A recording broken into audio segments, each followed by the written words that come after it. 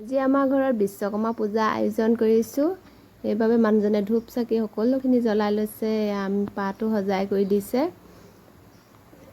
মানুহজনে জ্বলাই কৰি সকলোবোৰ কাম কৰি আছে আৰু সৰুকৈ পাতিছোঁ, বেছি বিশেষ ডাঙৰকৈ পতা নাই।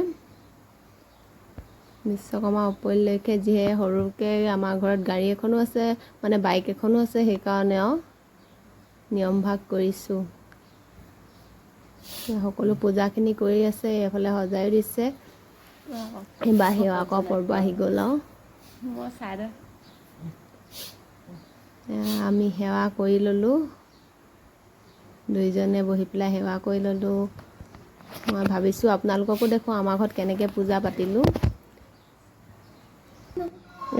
বুট মগু বুনিয়া আমি ইয়াই পাতিছোঁ আজি আৰু এইবাৰ মালা পিন্ধোৱা পৰ্ব। মালা পিন্ধাওঁগৈ বাইকত ব'লক। মই মালা পিন্ধাই দিলোঁ, যিহেতু মই ভালকৈ পিন্ধাব নোৱাৰিলোঁ, সেইকাৰণে মানুহজনে পিন্ধাই দিলে। এইফালে ধূপ জ্বলাই দিছে, ফুট লগুণ সকলোবোৰ দি দিছে। ভিডিঅ'টো যদি ভাল লাগে লাইক কৰিব, শ্বেয়াৰ কৰিব আৰু ছাবস্ক্ৰাইব কৰি দিব আৰু ফ'ল' কৰি দিব যিসকলে